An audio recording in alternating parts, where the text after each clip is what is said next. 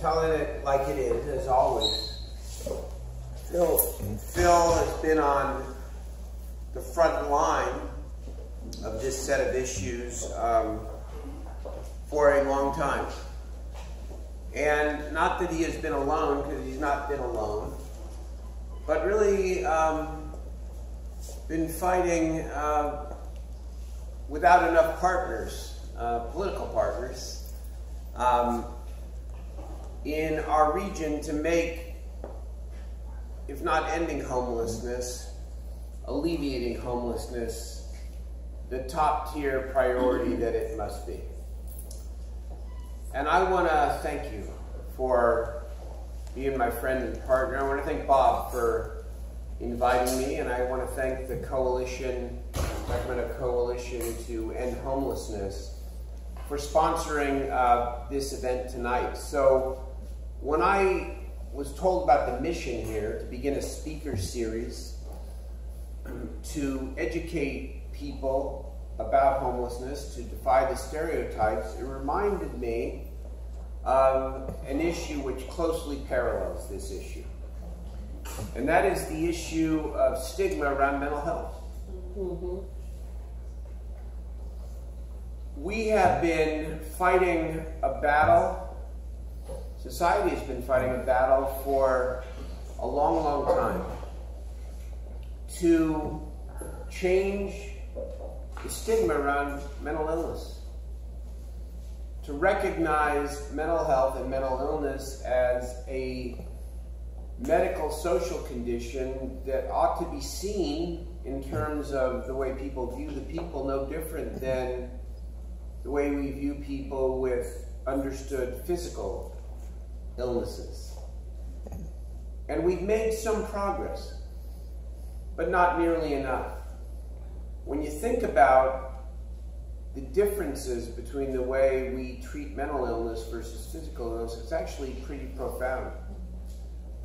If, God forbid, you or a loved one has a heart attack and you call 911, an ambulance will come pick you up and take you to the hospital, and there's never a question whether there ought to be, or there will be a bed available to treat you while your heart condition stabilizes or you have the necessary bypass to help you recover. If you have a 5150 episode, which is frequent and common, affects more people and more families than we know, you linger in emergency rooms oftentimes for 24, 48, 72 hours, sleeping in hallways, in the most indifferent condition.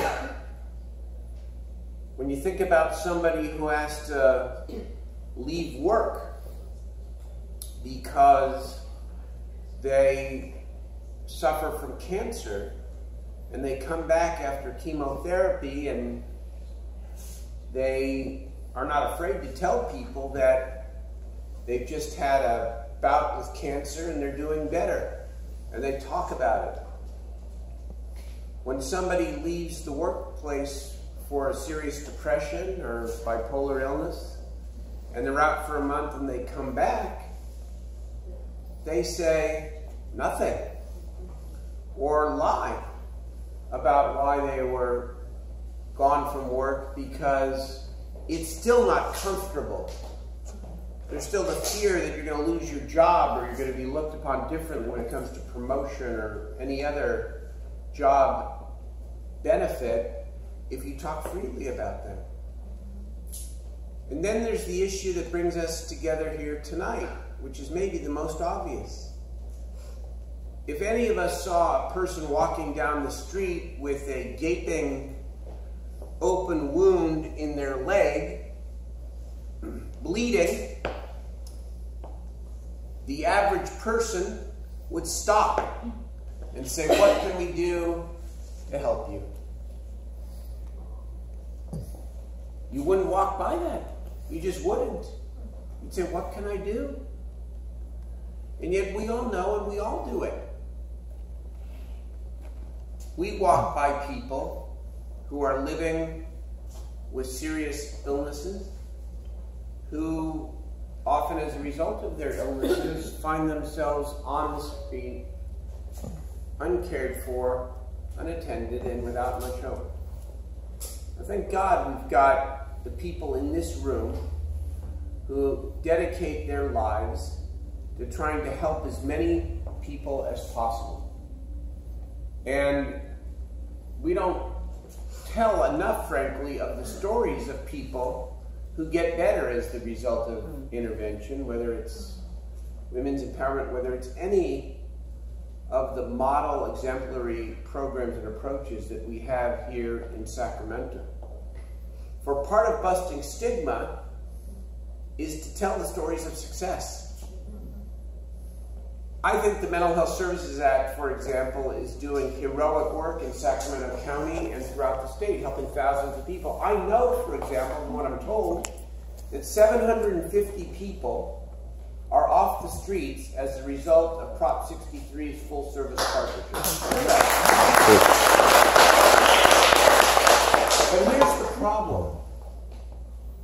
Jeff Von Canel here, who maybe is one of the few who actually reports in detail about the positives and the challenges within our system. But we don't do a sufficient job producing outcome-based evaluations and telling the stories of people who have succeeded and people whose lives are better as a result of your intervention and the public dollars and the private dollars that go into helping people reclaim their lives. And so it's no wonder that when Phil and I get together and we attempt to push the envelope a little fast, sometimes with a little too much foot on the pedal, as I've been told by a few, wanting change faster than maybe it's possible, that, quote, things take time, that, you know, we're doing the best we can. It's no wonder that it's hard to overcome that when most people believe that these problems are unsolvable and intractable. It's no wonder. It's no wonder why it's easier to say, we'll do what we can, but we really can't do more because, oh my God, the numbers keep getting bigger and there's really nothing we can do about it. And even though that's not what this leader says and does, and it isn't what most leaders believe, because we're all people of good hearts, the truth of the matter is systemically, we sort of say that. We sort of do. We sort of say, you know what? We can only do so much. That this problem is really hard. And that, yes, it's going to take a lot of resources, and it's going to take a lot of will in order to really see a demonstrable difference on the streets and actually reduce the number of people on the streets. And our task